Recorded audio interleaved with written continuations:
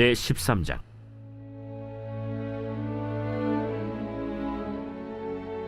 아브람이 애굽에서 그와 그의 아내와 모든 소유와 롯과 함께 네겝으로 올라가니 아브람에게 가축과 은과 금이 풍부하였더라. 그가 네겝에서부터 길을 떠나 베델에 이르며 베델과 아이 사이 곧 전에 장막 쳤던 곳에 이르니 그가 처음으로 제단을 쌓은 곳이라. 그가 거기서 여호와의 이름을 불렀더라. 아브람의 일행 롯도 양과 소와 장막이 있으므로 그 땅이 그들이 동거하기에 넉넉하지 못하였으니 이는 그들의 소유가 많아서 동거할 수 없었음이니라. 그러므로 아브람의 가축의 목자와 롯의 가축의 목자가 서로 다투고 또 가나안 사람과 브리스 사람도 그 땅에 거주하였는지라. 아브람이 롯에게 이르되 우리는 한 친족이라. 나나 너나 내 목자나 네 목자나 서로 다투게 하지 말자. 내 앞에 온 땅이 있지 아니하냐. 나를 떠나가라. 네가 좌하면 나는 우하고 네가 우하면 나는 좌하리라. 이에 롯이 눈을 들어 요단 지역을 바라본즉 소알까지 온 땅에 물이 넉넉하니 여호와께서 소돔과 고모라를 멸하시기 전이었으므로 여호와의 동산 같고 애굽 땅과 같았더라. 그러므로 롯이 요단 온 지역을 택하고 동으로 옮기니 그들이 서로 떠난지라. 아브람은 가나안 땅에 거주하였고 롯은 그 지역의 도시들에 머무르며 그 장막을 옮겨 소돔까지 이르렀더라. 소돔 사람은 여호와 앞에 악하며 큰 죄인이었더라. 롯이 아브람을 떠난 후에 여호와께서 아브람에게 이르시되 너는 눈을 들어 너 있는 곳에서 북쪽과 남쪽 그리고 동쪽과 서쪽을 바라보라. 보이는 땅을 내가 너와 네 자손에게 주리니 영원히 이르리라. 내가 네 자손이 땅에 티끌 같게 하리니 사람이 땅에 티끌을 능히 셀 수 있을진데 네 자손도 세리라. 너는 일어나 그 땅을 종과 횡으로 두루 다녀보라. 내가 그것을 네게 주리라. 이에 아브람이 장막을 옮겨 헤브론에 있는 마므레 상수리 수풀에 이르러 거주하며 거기서 여호와를 위하여 제단을 쌓았더라.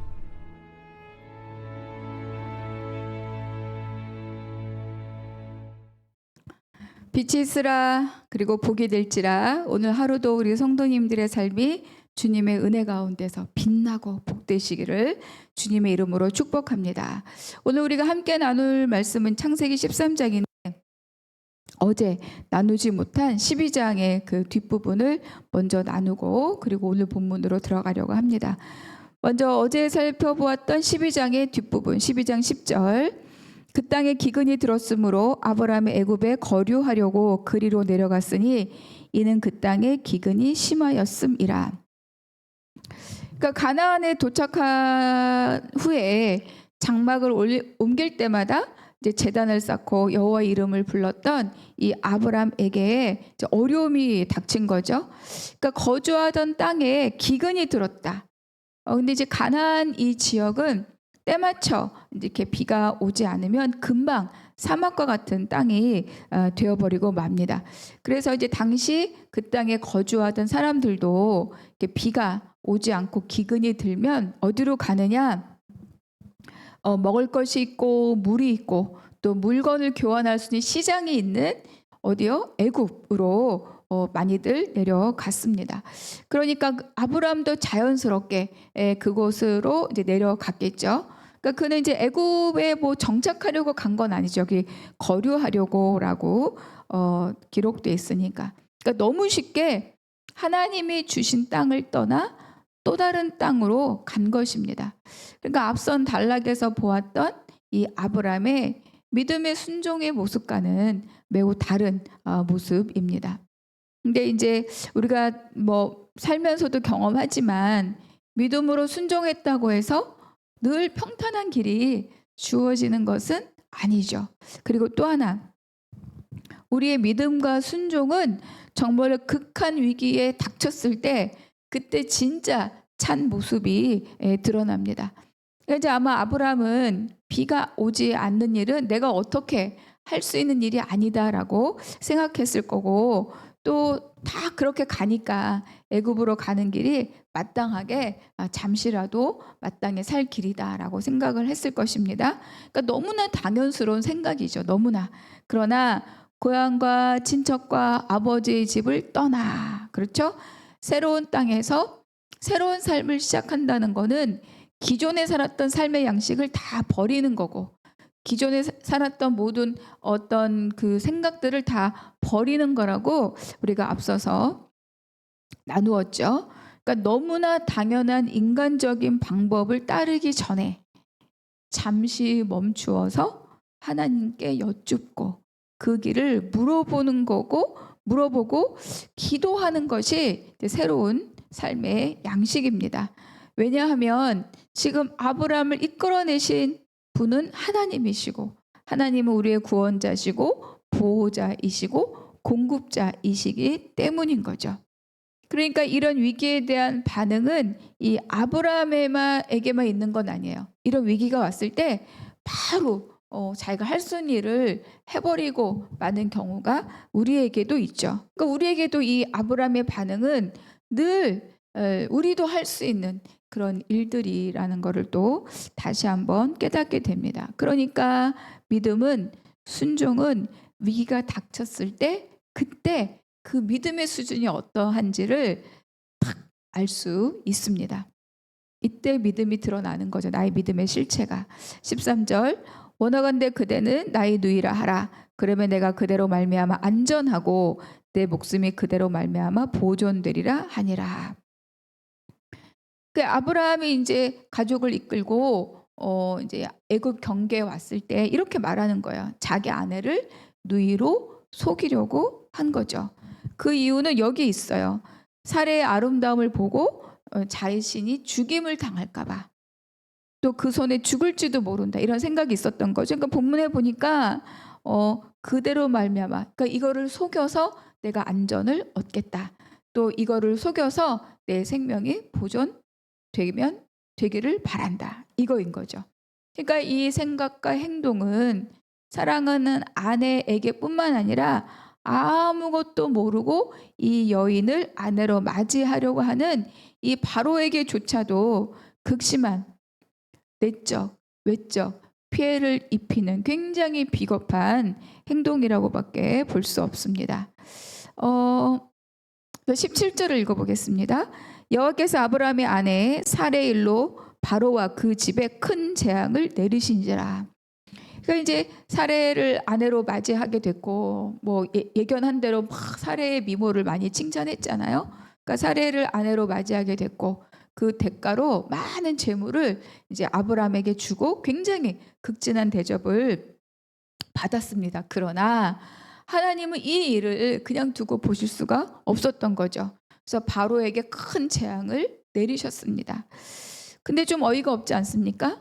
아브라함의 거짓말로 인하여서 이 일이 지금 여기까지 온 건데 바로가 재앙을 당한 거죠. 그러니까 이제 이런 문제가 있을 때 하나님은 왜 이렇게 바로에게 재앙을 내리시면서 직접 이 일에 개입하셨을까? 첫 번째는 아브라함이 스스로 이 일을 해결할 능력이 없다입니다. 그러니까 사건의 전모를 밝히는 순간 어떻게 되겠어요? 아브라함은 죽임을 당할 수도 있는 거죠. 그러니까 하나님은 이 아브라함이 죽임을 당할 수밖에 없는 이 위기를 보시고 이 일에 개입을 하신 거죠. 하나님께서 아브라함을 선택하셨고, 하나님께서 아브라함에게 약속 씨와 통치권을 주셨고, 그렇죠? 그리고 아브라함에게 사명을 주시지 않았습니까? 그러니까 하나님의 약속을 가지고 있고 하나님의 복을 가지고 있고 하나님의 구속사의 통로가 될 이 아브라함의 위기를 하나님이 직접 나서서 그 위기로부터 이 아담을 건져 주신 아브라함을 건져 주셨습니다.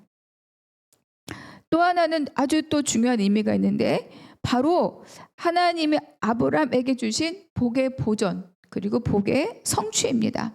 하나님은 아브라함에게 씨와 통치권을 주셨는데 어떻게 되겠어요? 아브라함의 이 위기는 바로 이 씨와 통치권의 위기입니다. 그러니까 하나님께서 아브라함을 통해서 이루어 가시려는 하나님의 구속사의 위기인 거죠.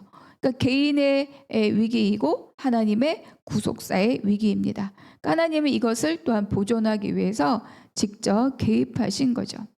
그러니까 사고는 아브라함이 쳤지만 아브라함은 해결할 능력이 없는 거예요. 이거 우리에게 뭘 말씀해 주느냐?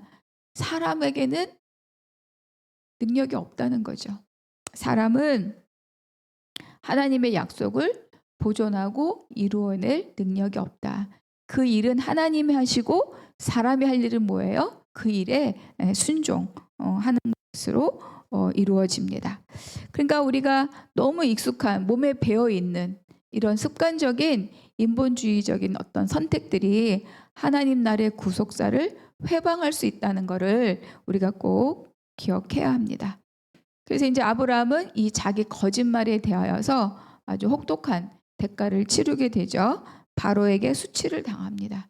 그리고 나서 이제 바로는 근데 뭘 바라 다 그냥 앞서 주었던 재물을 다 끌고 빨리 가라. 저는 이게 더 부끄러운 일인 것 같아요. 그래서 아내와 재물과 함께 애굽에서 쫓겨납니다. 자기가 머물려고 했던 그 땅에서 머물지 못하고 이제 쫓겨나게 되었죠. 그리고 이제 오늘 본문 13장이 연결이 됩니다. 1절, 2절. 아브라함이 애굽에서 그와 그의 아내와 모든 소유와 롯과 함께 네겝으로 올라가니 아브라함에게 가축과 은과 금이 풍부하였더라. 그러니까 네겝은 이제 이 가나안 이 지역의 이 아랫부분에 있는 삼각형 모양의 그런 어떤 사막 지역을 말합니다. 남방이라고 돼요. 그러니까 남방으로 갔더라. 네겝과 같은 곳입니다. 근데 애굽에서 있었던 일로 인하여서 이 아브라함의 소유가 재산이 더 많이 넉넉해졌다고 여기서 이제 볼 수 있어요. 그래서 이제 아브라함은 3절 4절 가면 뭐예요? 베델과 아이 사이. 그러니까 처음 가나안에 도착해서 이제 장박을 치고 처음 제단을 쌓았던 그곳에 돌아왔어요. 그곳에서 여호와의 이름을 불렀더라. 그게 4절입니다. 그러니까 애굽에서 그 위기를 지나고 안전하게 돌아온 것에 대한 하나님께 대한 그 일을 직접 개입하셔서 건져내신 그 하나님에 대한 감사. 그리고 또 무엇이 있겠어요? 감사로만 끝나는 게 아니라 내가 어떠한 존재인지를 또 깨달았겠죠. 내가 막 엄청 믿음에 순종을 한 것 같지만 그냥 어떤 위기가 오자마자 바로 내 힘을 쓰는 사람이구나.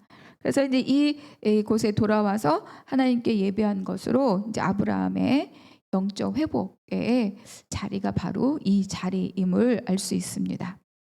8절 9절. 아브라함이 롯에게 이르되 우리는 한 친족이라 너나 나나 내 목자나 네 목자나 서로 다투게 하지 말자. 네 앞에 온 땅이 있지 아니하냐. 나를 떠나가라. 내가 좌하면 나는 우하고 네가 우하면 나는 좌하리라. 그러니까 이제 5절 7절 쭉 이어서 보면 읽진 않았지만 아브라함의 소유도 많고 롯의 소유도 많고 그래서 같이 있을 수 없다 이렇게 말하고 있어요. 그러니까 아브라함이 주신 이 번성의 축복에 누구에게까지 롯에게까지 흘러가고 있다는 것을 알 수 있죠. 얼마나 많으면 함께 지내기 어려울 정도냐, 그렇죠? 그러니까 이제 이 유목민이니까 이 짐승들을 키우려면 목초지가 있어야 되고 물이 있어야 되는데 이게 이제 모자른 상황이 되었고 한정되어 있으니까 자꾸 다툼이 일어났던 거죠. 그래서 아브라함이 롯에게 제안합니다. 다투게 하지 말자. 너가 먼저 선택해라. 이렇게 이야기하고 있는 거죠. 아브라함이 이렇게 이제 롯에게 제안하는 모습 속에서 뭐가 발견되나요? 아브라함이 굉장히 더 성숙하고 뭔가 달라졌다는 것을 이러한 태도에서 확인할 수 있습니다. 얘가 더 좋은 땅. 왜냐하면 자기 죽을까 봐 아내도 속여서 누이라고 했으니까. 그러니까 이런 불안과 염려와 근심이 가득했다면 이렇게 롯에게 네가 좌하면 내가 우하리라 이렇게 말할 수 없잖아요. 먼저 차지하죠. 그런데 아브라함의 모습이 달라졌습니다. 결국은 먼저 선택권을 조카에게 주고 그리고 그걸 기다리는 거죠. 그러니까 이 애굽에서 겪었던 이 일이 아브라함으로 하여금 하나님을 더 깊이 신뢰할 수 있는 계기가 되었다는 것을 알 수 있죠. 아, 하나님이 보호자이시구나. 아, 하나님이 공급자이시구나. 이거를 이제 마음에 새기게 되었습니다. 그러니까 또 아브라함은 이 땅을 하나님이 나에게 주시겠다고 하셨다. 이 약속을 믿고 또 어떤 경우에도 하나님이 함께 하시면 다 이루어짐을 배웠던 거죠. 그러니까 이 애굽의 위기의 사건은 아브라함을 한층 더 믿음으로 성숙시키는 사건이 되었던 겁니다. 우리가 살면서 여러 가지 위기를 겪을 수 있는데 안타까운 것은 뭐냐? 위기를 위기로만 끝내는 거는 너무 안타까운 일이에요. 하나님께서는 우리는 이 믿음의 여정에서 위기를 통해서 결국 뭘 알게 돼요? 하나님이 어떠한 분이신지를 더 깊이 알게 되는 것이 바로 이 위기의 유익입니다. 고난의 유익인 거죠. 아브라함처럼. 그러니까 하나님이 우리 인생에 위기와 고난을 주신 이유가 바로 이겁니다. 공든탑이 무너지고 나서야 하나님이 보이는 거예요. 위기를 지나고 나서야 하나님의 약속이 보이는 거죠. 그래서 위기는 뭐냐? 하나님을 더 깊이 알고 배우고 누리는 사람이 되도록 만들어주는 훈련장입니다. 바로 애굽의 이 사건은 이 아브라함에게 그런 사건이었습니다. 10절 11절 이에 롯이 눈을 들어 요단 지역을 바라본즉 소알과 온 땅의 물이 넉넉하니 여호와께서 소돔과 고모라를 멸하시기 전이었으므로 여호와의 동산 같고 애굽 땅과 같았더라. 그러므로 롯이 요단 온 지역을 택하고 동으로 옮기니 그들이 서로 떠난지라. 아브라함을 따라왔던 이 롯은 이제 아브라함과 헤어지게 된 거죠. 근데 여기서 중요한 게 뭐냐? 롯은 아브라함과 동행하고 여기까지 따라왔어요. 고향에서부터. 그리고 아브라함의 복이 지금 롯에게까지 흘러가고 있었어요. 그런데 아브라함에게 말씀하시는 이 하나님은 이 롯은 알지 못했던 거죠. 그의 선택을 보면 알 수 있습니다. 그러니까 롯은 삼촌 아브라함에게 먼저 선택하도록 양보하지도 않았고 여호와의 이름을 부르지도 않았고 자기 눈에 좋아 보이는 그 땅을 그냥 선택했습니다. 그러니까 그 땅이 자기 인생을 보장해 주리라고 믿었을 겁니다. 그 땅이 보암직하고 먹음직하고 지혜롭고 할 만큼 탐스럽게 보이는 바로 그런 땅이었던 거죠. 그래서 12절 아브라함은 가나안 땅에 거주하였고 아브라함은 그 땅에 남아있는 거지. 약속의 땅에. 롯은 그 지역의 도시들에 머무르며 그 장막을 옮겨 소돔까지 이르렀더라. 그러니까 두 사람이 거하는 땅을 극명하게 지금 대조시키고 있습니다. 가나안 땅. 그런데 또 롯은 어때요? 그 지역의 도시들. 우리는 지금까지 쭉 창세기를 따라 오면서 뭘 알 수 있었어요? 성읍 그리고 도시 이런 것들이 어떤 의미로 등장하고 있는지를 아마 여러분 다 기억하실 겁니다. 하나님을 의존하지 않고 자기 힘으로 쌓아놓은 것들을 의미하고 있다. 그러니까 여기에 롯이 그 지역의 도시들에 머물며 이거는 굉장히 의미심장한 말인데 13절에 그거를 딱 정리를 해줘요. 13절 소돔 사람은 여호와 앞에 악하며 큰 죄인이었더라. 그러니까 앞서서 이 롯이 선택한 그 결과를 여기서 딱 보여주는 거죠. 마치 마침표 하나를 딱 찍는 것처럼 그 땅은 이렇다. 롯, 네가 선택한 땅은 이렇다. 롯, 그 땅은 하나님과 상관없는 땅이다. 이렇게 마침표를 찍어주죠. 14절 롯이 아브람을 떠난 후에 여호와께서 아브람에게 이르시되 너는 눈을 들어 너희 있는 곳에서 북쪽과 남쪽 그리고 동쪽과 서쪽을 바라보라. 보이는 땅을 내가 너와 네 자손에게 주리니 영원히 이르리라. 결국 자기 눈에 좋은 땅을 선택한 롯은 결국 하나님과 상관없는 존재로 이탈되었고 그리고 하나님의 약속을 여전히 붙들고 있는 이 아브람에게 하나님이 다시 나타나셔서 네가 바라보는 모든 것, 네가 바라보는 모든 것을 내가 너에게 주고 자손에게 주고 영원히 이르리라. 다시 한번 약속의 말씀을 해 주시는 거죠. 그러니까 자기 선택권을 버리고 눈에 좋은 것을 버리고 세상의 것을 버리고 믿음의 길을 선택한 아브람, 그에게 하나님이 직접 오셔서 더 크게 하나님의 약속을 확증해 주셨습니다. 18절, 이 아브람이 장막을 옮겨 헤브론에 있는 마므레 상수리 수풀에 이르러 거주하며 거기서 여호와를 위하여 제단을 쌓았더라. 그러니까 아브람은 제단 장막을 옮길 때마다 하나님께 계속 예배하는 그런 사람이었습니다. 자, 오늘 13장 마무리하면서 오늘 나에게 주시는 한 구절 말씀. 꼭 막 은혜로운 말씀 하나만 찾지 않으셔도 돼요. 오늘 나한테 뭔가 나한테 찔림이 되는 말씀 다 한번 찾아보시면 좋을 것 같고요. 그러니까 아브라함은 이제 애굽에서 돌아와서 처음 제단을 쌓았던 그곳에서 다시 하나님 여호와의 이름을 부르죠. 이 자리가 뭐죠?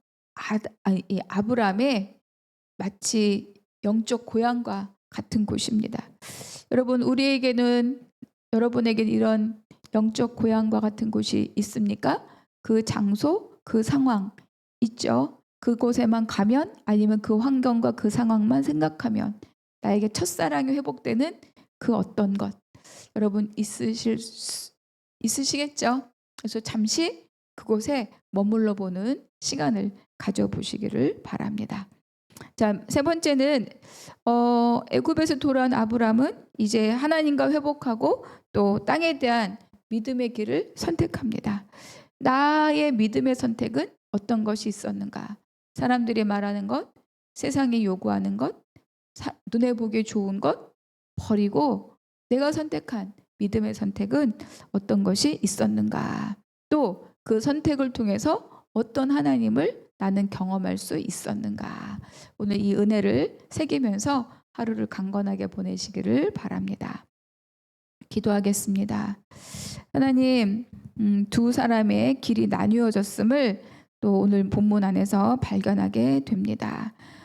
애굽을 지난 아브람은 믿음의 땅을 선택했고 또 그 길을 함께 동행했지만 롯은 눈에 보기 좋은 땅을 선택했습니다.